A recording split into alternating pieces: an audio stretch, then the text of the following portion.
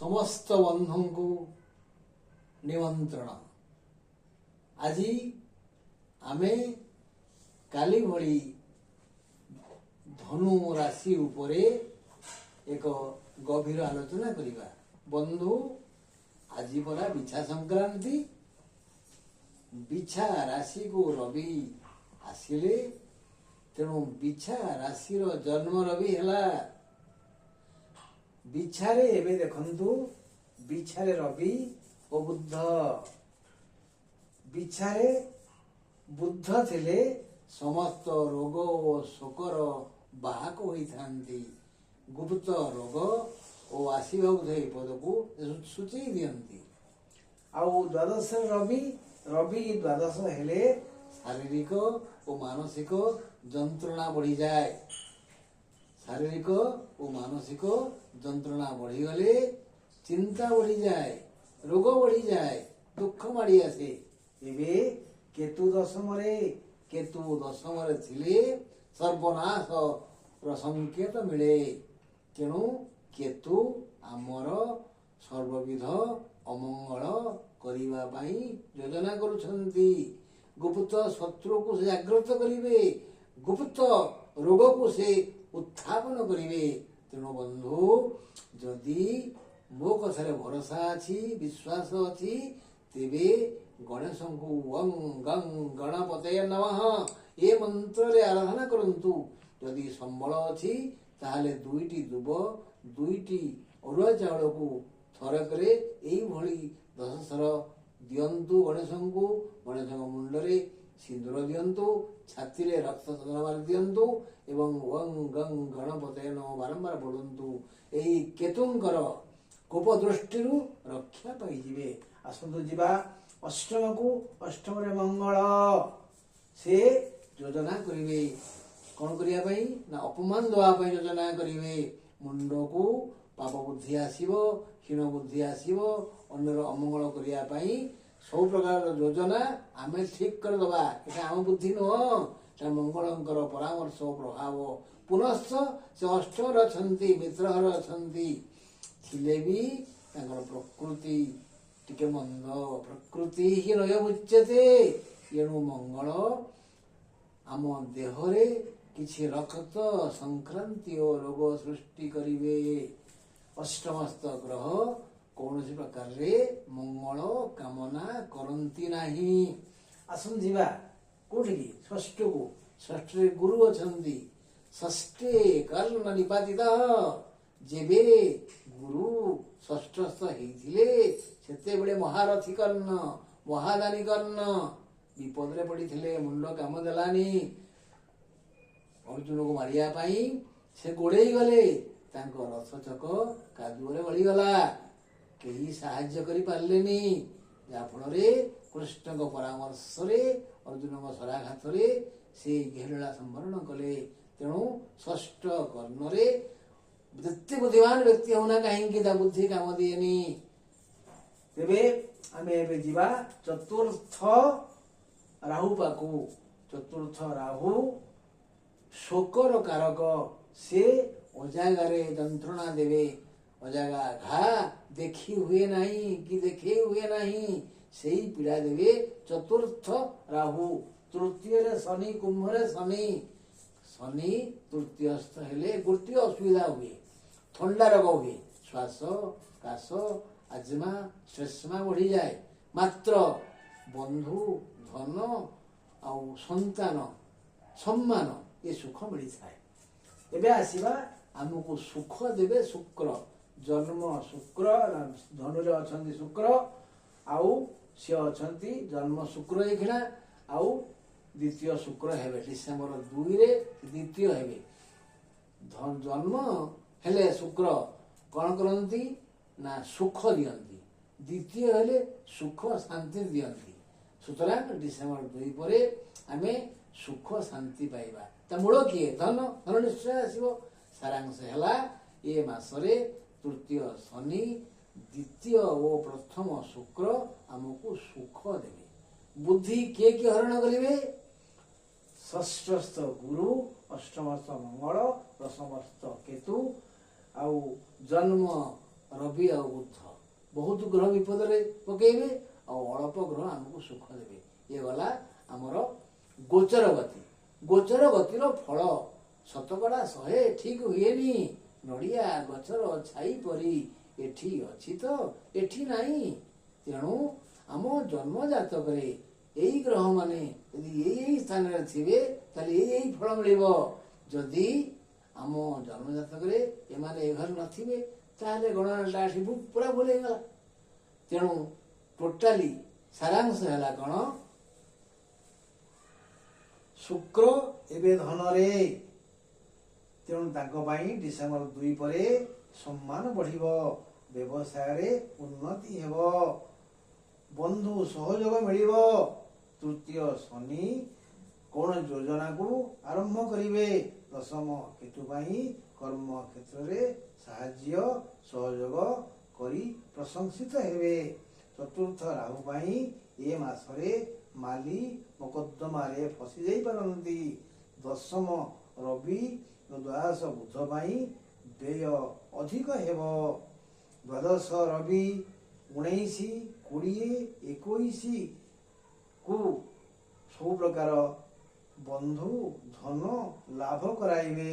ଅଷ୍ଟମରେ ମଙ୍ଗଳ ଋଣ ଆଦାନ ପ୍ରଦାନ କଲେ ବିପଦରେ ପଡ଼ିବେ। ବାରମ୍ବାର ଅଷ୍ଟମସ୍ଥ ଗ୍ରହ ସବୁ ଦୁଃଖ ଦେଇଥାନ୍ତି ବୋଲି ଟିକେ ଆଲୋଚନା କଲେ। ତେଣୁ ସିଏ କ'ଣ କରିବେ ନା ଅସମ୍ମାନିତ କରିବେ, ରୋଗ ଦେବେ। ଯେ ସମୟରେ ଆପଣ କାହାକୁ ସେ ଦିଅନ୍ତୁନି, କାହାକୁ ସେ ମାଗନ୍ତୁନି। ଯଦି ଆବଶ୍ୟକ ଅର୍ଥ ଅଛି ତାହେଲେ ଅନ୍ୟ କାହା ମାଧ୍ୟମରେ ମାଗନ୍ତୁ, ନିଜେ ମାଗନ୍ତୁନି, ଅପମାନ ପାଇବେ। ଅଷ୍ଟମ ଶୁକ୍ରଙ୍କର ଫଳ ସବୁବେଳେ ଖରାପ, ଅଶାନ୍ତି ବଢ଼ିବ। ଚତୁର୍ଥ ରାହୁ ଯୋଗୁଁ ହଠାତ୍ ଶୋକ ସମ୍ବାଦ ଶୁଣି ଭାଙ୍ଗି ପଡ଼ିବେ, ଧୈର୍ଯ୍ୟ ଧରିବେ। ଦଶମ ଗୁରୁ ଦ୍ୱାଦଶସ୍ଥ ରବିଙ୍କ ପାଇଁ ନାନାବିଧ ରୋଗ ମାଡ଼ି ବସିବ। ଜନ୍ମ ଶୁକ୍ର ପାଇଁ ମହିଳାମାନେ ଧର୍ମପରାୟଣ ହେବେ, କାରଣ ଲାଭ ଓ ଷଷ୍ଠାଧିପତି ଶୁକ୍ରଙ୍କ ଦୃଷ୍ଟିରେ ବୁଧଙ୍କ ଘର। ତେଣୁ ବୁଧ ମିଥୁନ ଘର, ସପ୍ତମ ସ୍ଥାନ, ବୁଧ ଓ ଶୁକ୍ର ମିତ୍ର। ଦେଖନ୍ତୁ ଏଇଟା ହେଉଛି ବୁଧଙ୍କ ଘର, ସପ୍ତମ ଘର। ଏଇଟା ହିଁ ବୁଧଙ୍କ ଘର ମାନେ କନ୍ୟା ଘର।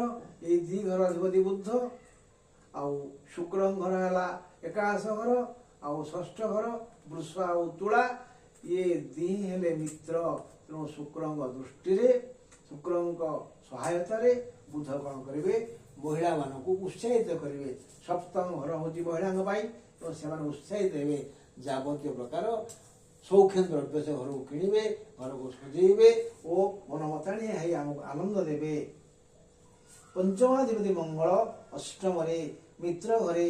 ପଞ୍ଚମ ଘର ଅଷ୍ଟମ ଗୁରୁର ଦଶମ କର୍ମକ୍ଷେତ୍ର। ଛାତ୍ରଛାତ୍ରୀମାନେ ଉଚ୍ଚାଭିଳାଷୀ ହେବେ। ଦେଖନ୍ତୁ ଏଇଟା ହେଉଛି ପଞ୍ଚମ ଘର ମଙ୍ଗଳଙ୍କର।